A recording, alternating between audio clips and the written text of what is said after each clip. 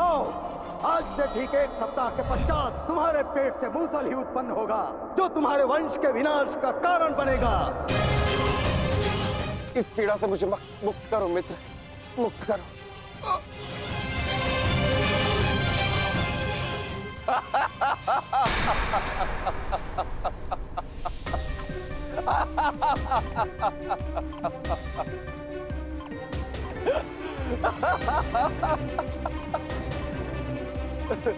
तुम कितने बड़े मूर्ख हो मित्र, कुछ नहीं हुआ मुझे, सही हूं मैं।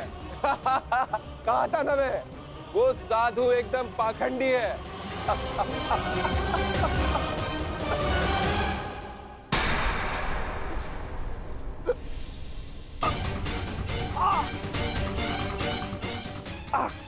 हम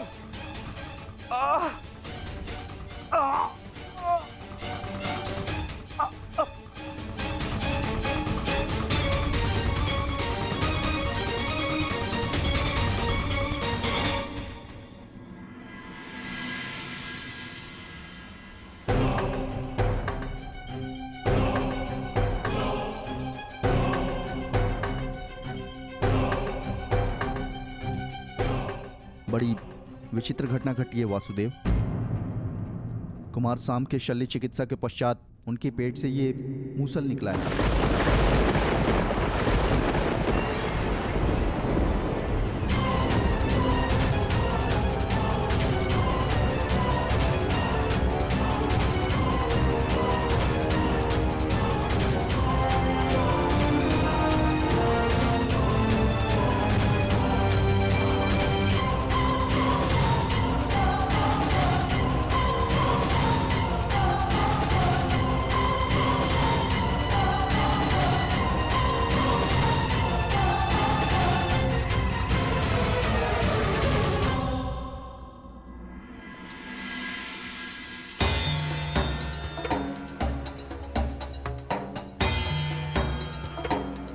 कुमार अब स्वस्थ हैं बलभद्र।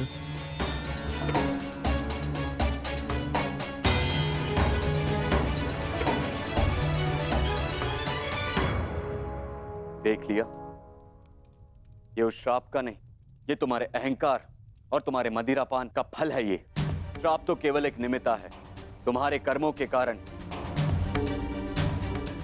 यदुवंश का नाश जन्म ले चुका है। यदि मदिरा के मद में तुमने एक महात्मा का अपमान ना किया होता तो आज तुम्हारी यह दशा ना होती।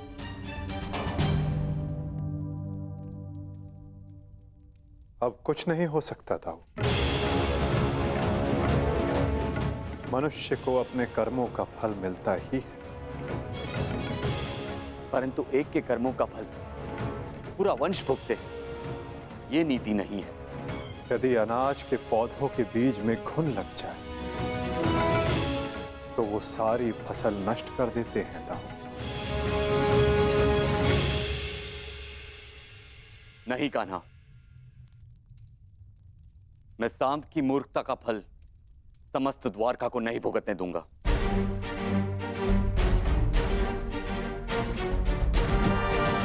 आप इस मूसल का क्या करेंगे दाऊ? श्राप था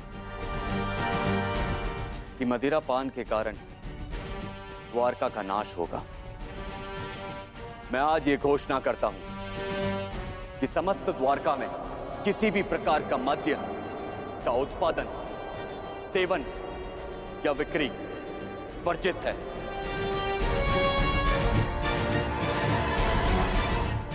और रही बात इस मूसल की, तो इसका उपाय है मेरे पास।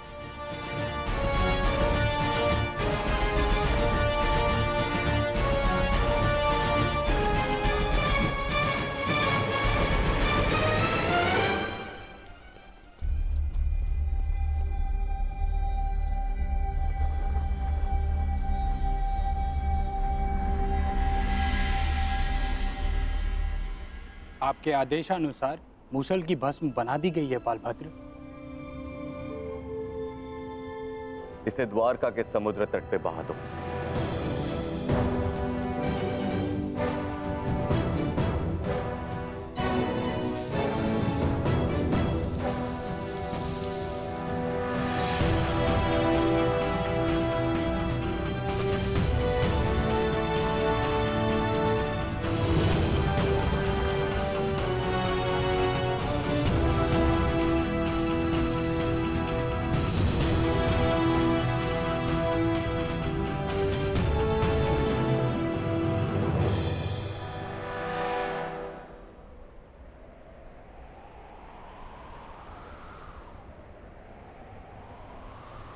दाऊ,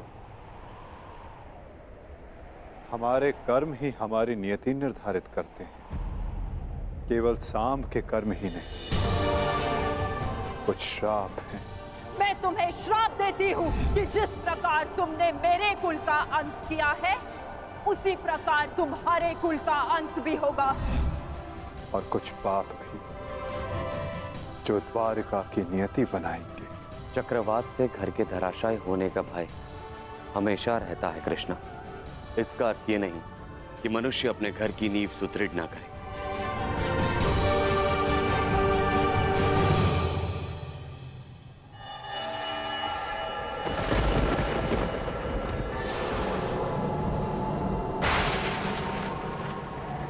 जब नींव गल जाती है दाऊ, तो भवन का धराशायी हो जाना निश्चित होता है। द्वारका का अंत समीप है।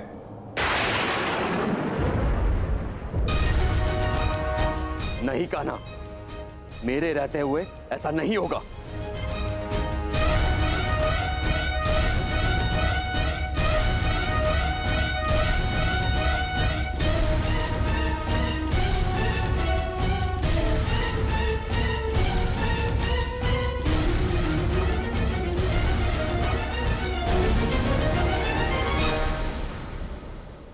समय किसी की नहीं सुनता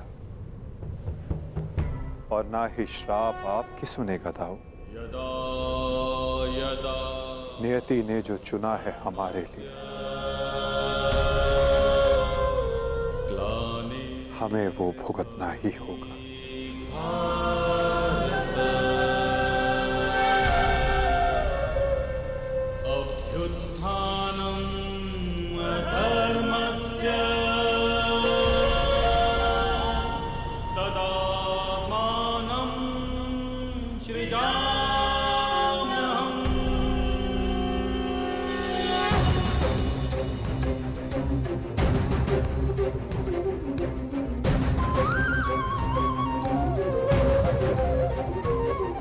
हर एक सरकंडे में एक आहुति छिपी है दाऊ। किसी की मृत्यु तो किसी की मुक्ति।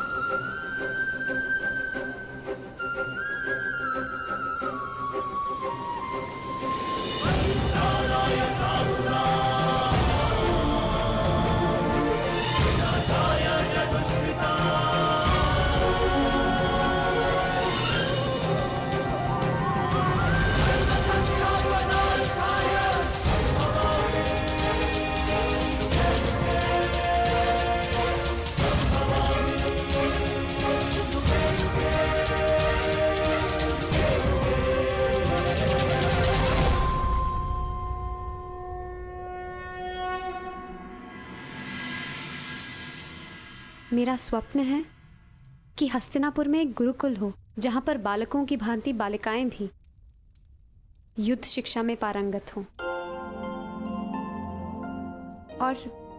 और अपनी सुरक्षा करना सीखें। अति उत्तम विचार है पुत्री।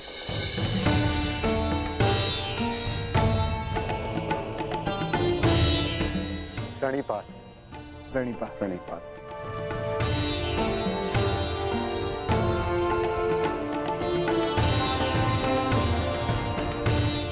यदि प्रत्येक स्त्री अपनी सुरक्षा में समर्थ हो जाए तो कोई भी पुरुष उस पर अत्याचार नहीं कर पाएगा। यदि वो अबला से सबला बन जाए तो ना ही कोई चीरहरण होगा और ना ही कोई महाभारत होगी।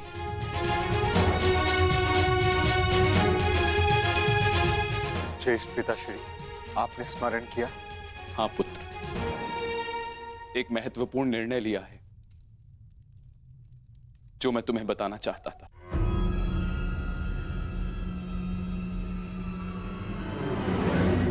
गांधारी, जीवन का हर चरण देख लिया पुत्रों, परंतु अब वानप्रस्थ करके संन्यास ग्रहण करने का समय आ गया है।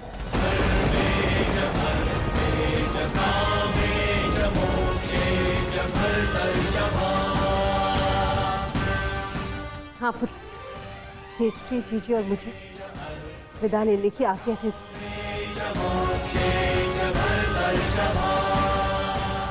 प्रस्थान? किंतु अचानक ऐसे? क्या हुआ माता? कोई समस्या हुई है या हमसे कोई भूल हुई है जिससे आपको कष्ट पहुंचा है? नहीं पुत्रों, तुमने और द्रौपदी ने अपना कर्तव्य कुशलता से पूर्ण किया है और अब हमने निर्णय लिया है कि हम तीनों वानप्रस्थ के लिए प्रस्थान करें।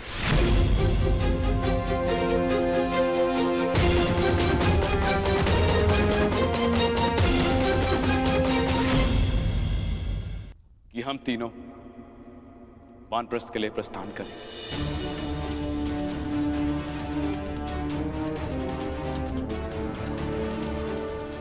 पुत्र का मोह आपको जाने भी नहीं देना चाहता और पुत्र का धर्म आपको रोक भी नहीं सकता।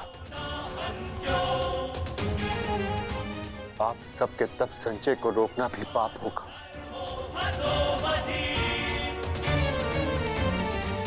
आदेश दीजिए ज्येष्ठ पिताश्री, व्यवस्था हो जाएगी। पुत्र, मुझे तुम पर गर्व है।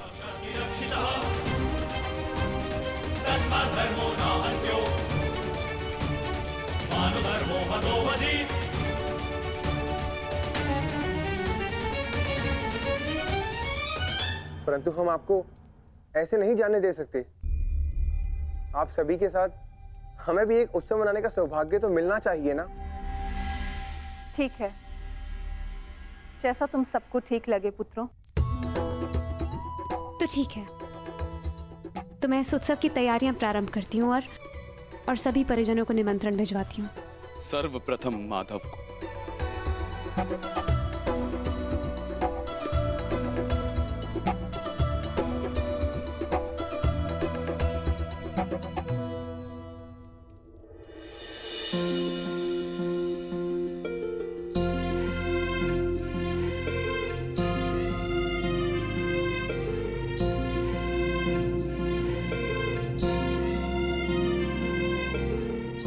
सखी ने निमंत्रण दिया है, स्वीकार करना ही पड़ेगा।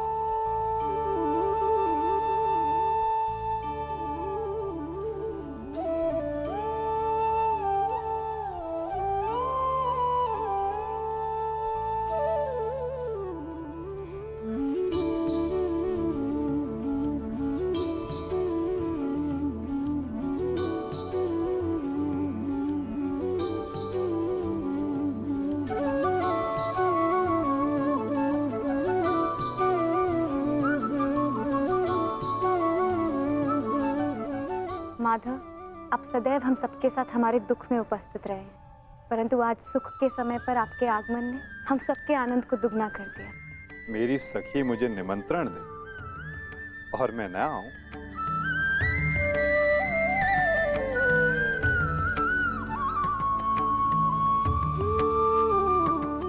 तुम सबका परिश्रम स्पष्ट दिखाई दे रहा है। जब प्रेरणा देने वाला शुभ हो तो परिश्रम का फल भी शुभ ही होता है माधव।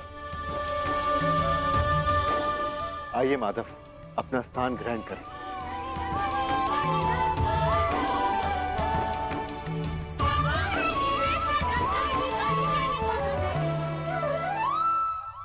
सांब के साथ जो हुआ, हमें उसका समाचार मिला माधव। हमें उसका खेद है। कुमार सांब के शल्य चिकित्सा के पश्चात उनके पेट से ये मूसल निकला है। समय का चक्र और नियति को कोई नहीं रोक सकता धर्मराज। परंतु मुझे सदा खेद रहेगा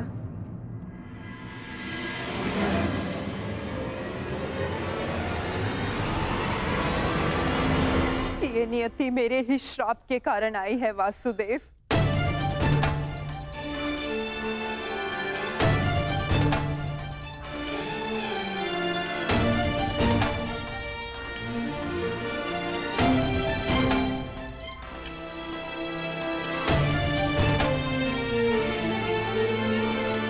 प्रणिपात राजमाता। संतोष मिला कि मेरी भूल के पश्चात भी आपका यहाँ आगमन हुआ वासुदेव। नहीं राजमाता, मैं आया क्योंकि मेरा यहाँ उपस्थित होना आवश्यक था। मुझे क्षमा कर दीजिए वासुदेव। बीते समय पर शोक मनाने से कोई लाभ नहीं। आनंदमय तो ये है कि हम सभी आने वाले नए भविष्य का स्वागत करें। कैसा भविष्य माता? बधाई हो सम्राट, महारानी वृषाली ने पुत्र को जन्म दिया है।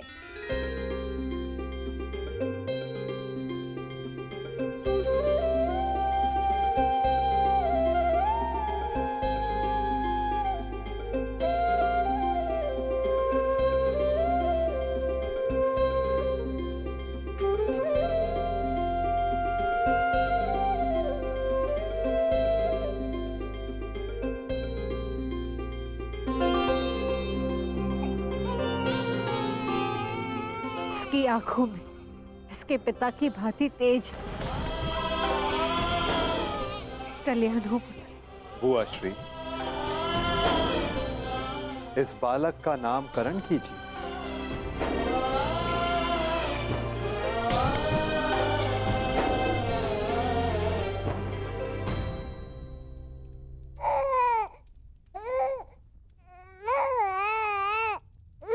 नहीं माधव, ये कार्य आपका है।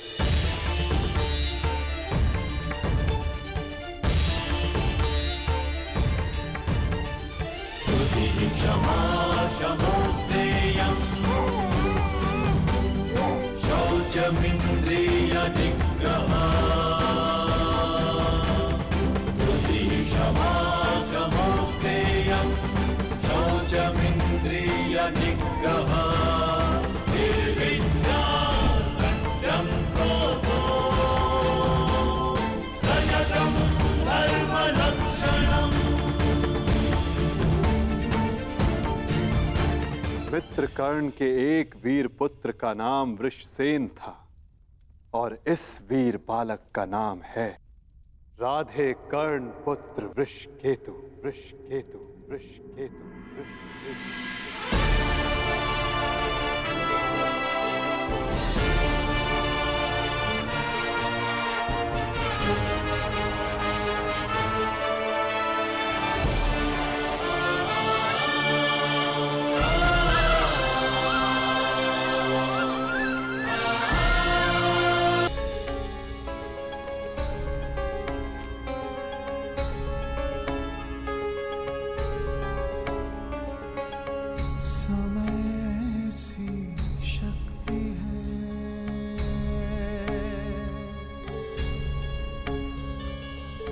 सभी समय